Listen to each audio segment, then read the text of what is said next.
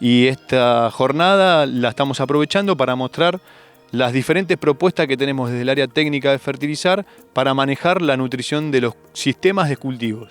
Y decimos sistema de cultivo porque ya el foco lo corrimos del cultivo individual y lo tenemos puesto dentro de lo que es el sistema. Entonces, para eso lo que tenemos es una red en toda la región pampeana que tiene 3 ensayos en 7 sitios diferentes, en donde tratamos de representar las diferentes zonas agroecológicas representativas de esta gran región productiva de la Argentina.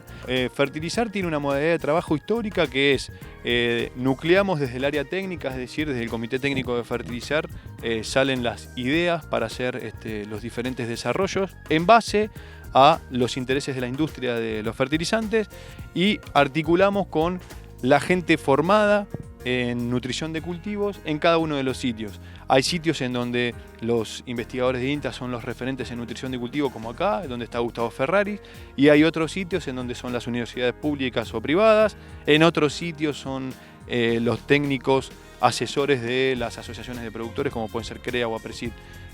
La verdad es que fertilizar desde ese punto de vista siempre está en interacción constante con los referentes en nutrición de cultivo. Lo que siempre decimos desde fertilizar es todos los productos que se utilizan, tanto fitosanitarios como fertilizantes, son productos que obviamente están registrados y cumplen con el marco legal institucional para lo que es el área productiva argentina. Así que desde ese punto de vista, nada de lo que se utiliza o se recomienda son productos que no estén registrados. Por otro lado, diferenciar bien cuando hablamos de fertilizantes o nutrientes y cuando hablamos de fitosanitarios. Cuando hablamos de fertilizantes y nutrientes estamos hablando del alimento, ¿sí? Lo que necesita la planta para generar ese espacio, para generar rendimientos, para generar granos, para generar alimentos.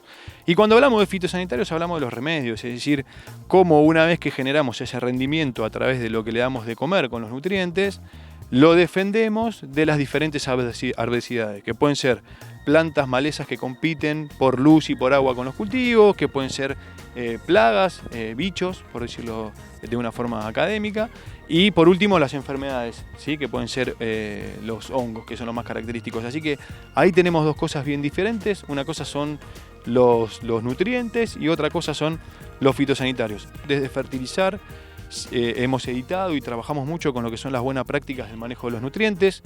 Los nutrientes tienen otro tipo de problemas ambientales muy distintos y muy diferentes a los que son los fitosanitarios. Y nosotros, como hacemos recomendaciones de nutrición y uso de fertilizante, siempre decimos que lo que nosotros planteamos y mostramos en el campo, que después se traducen en trabajos escritos y en presentaciones, están dentro del contexto de las buenas prácticas del manejo de los nutrientes. Fundamentalmente lo que nos interesa como principio general para lo que es las buenas prácticas del manejo de los nutrientes es que el nutriente que ponemos con el fertilizante termine en el grano, absorbido por la planta y no en otro lugar. ¿Cuáles son los lugares o los conflictos donde pueden llegar a terminar esos nutrientes? Volatilizados en el aire o en el agua subterránea. Déjame aclarar que en Argentina, por el uso que se hace de los nutrientes, no tenemos esos conflictos, ¿sí? Como puede pasar en otras latitudes a nivel mundial o mismo en los países vecinos de Argentina, pero sí que estamos preocupados y trabajamos y siempre estamos recomendando manejar los fertilizantes bajo las buenas prácticas. Lo que estamos viendo en esta red es que lo que está haciendo el productor le otorga un beneficio actual y por eso lo hace, pero que existen diferentes estrategias o escenarios de mejora en términos del manejo de la nutrición para poder mejorar el statu quo actual de la nutrición de cultivo. ¿Cuáles son esos escenarios o planteos que estamos haciendo? En esta red son dos, básicamente. El primero es, en base a lo que está haciendo el productor, agregarle diagnóstico, es decir, hacer un análisis de suelo, diagnosticar la disponibilidad de nutrientes y en función de eso ajustar los nutrientes que necesita ese cultivo, ¿sí? Dentro de un sistema de cultivo. Siempre acordémonos que estamos manejando sistemas de cultivos, en donde ahí la dinámica es un poquito más compleja. Y por último, hay un escenario más de mejora que es, además de tener el diagnóstico, empezar a motivar esa expectativa de rendimiento y de mejora en la productividad del sistema. Entonces ahí lo que hacemos es, además del diagnóstico, establecemos rendimientos logrables y alcanzables para cada uno de esos cultivos en las diferentes zonas y volvemos a ajustar las dosis. ¿Qué es lo que significa que te estoy diciendo? Es empezar a dejar de manejar solamente nitrógeno y fósforo, empezar a pensar que los sistemas están limitados en azufre también, hay que incorporar el azufre, esto es para todos los cultivos. Y por último, en el último escalón de mejora, lo que tenemos que empezar a hacer es intensificar nitrógeno, fósforo y azufre y empezar a pensar en esos micronutrientes que nos están faltando, que le otorgan estabilidad y sentido a todo lo que es la parte de nutrición en términos de producción y calidad. El dato que ellos tienen es alrededor del 14% de los productores que hacen cultivos de grano, en números de productores, está haciendo análisis de suelo. ¿Cuál es la importancia crítica dentro del manejo de las buenas prácticas? No podemos nutrir el cultivo si no sabemos cuál es el punto de partida, es decir, con cuánto alimento se va a encontrar el cultivo cuando llegue al momento de necesitarlo. Es como sentarse a comer y no saber cuánta comida hay en el plato. El análisis de suelo lo que nos dice es eso, es decir, cuando llegue a necesitar el alimento que necesita el cultivo, no voy a saber cuánto tengo disponible, por ende no puedo saber cuánto voy a tener que incorporar con los fertilizantes, ni más ni menos. Entonces, tener un indicador de que solo el 14% está haciendo un diagnóstico de la disponibilidad de nutrientes, bueno, de alguna forma nos da una idea de en qué situación estamos desde el punto de vista del manejo. Bueno, lo que estamos viendo en esta red es a lo que está haciendo el productor. La mejora puede ser como máximo de un 20 o un 25%, ¿sí? En promedio para todos los cultivos. Obviamente, si hacemos foco en maíz, esa brecha puede ser un poquito mayor. Si hacemos foco en soja, esa brecha puede ser un poquitito menor. Lo que sí es, los nutrientes pasaron de ser una alternativa de mejora, como veíamos hace unos años, a realmente una necesidad del escenario productivo actual, ¿sí? Si nosotros queremos tener un cultivo bien intensificado en términos de tecnología y poder expresar todo el potencial de la genética que tenemos, no hay otro camino que empezar a ajustar esos niveles de nutrientes que estamos incorporando. ¿Qué es lo que planteamos? De vuelta, una herramienta muy sencilla como el análisis de suelo.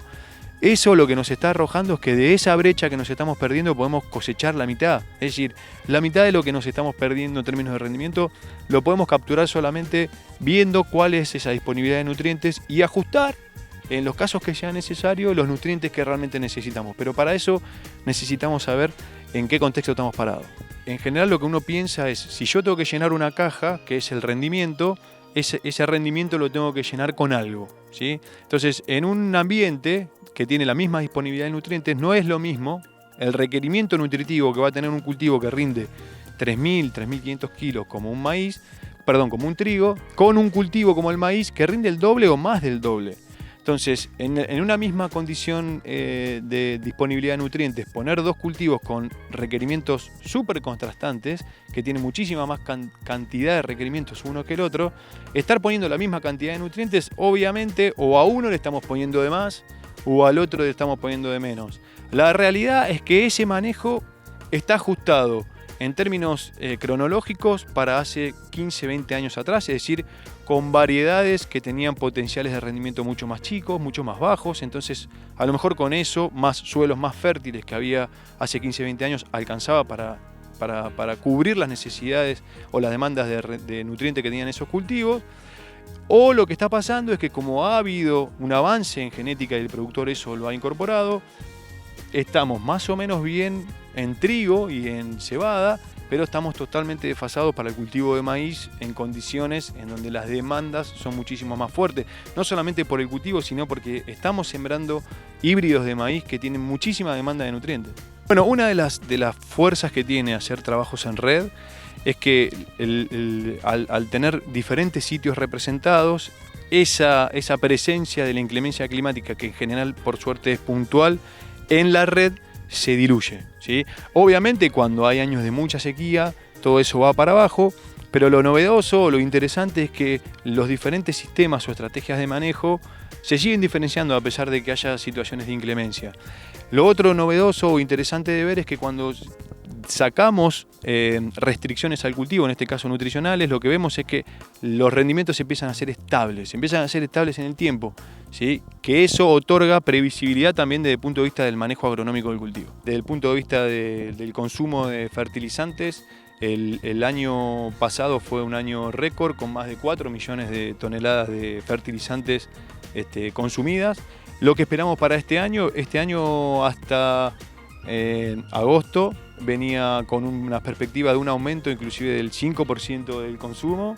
Después de agosto eso se amortiguó por distintas razones. En principio razones climáticas, la sequía que se venía haciendo presente en el oeste terminó siendo bastante más fuerte de lo que esperábamos. Eso demoró la siembra, así que nuestra perspectiva para este año 2019 es que el mercado, que el año pasado fue 4.300.000 toneladas, cierre en alrededor de 4 millones y monedas, con un margen de entre 2, 3 y hasta 4% de disminución respecto de lo que fue el año récord del año 2018.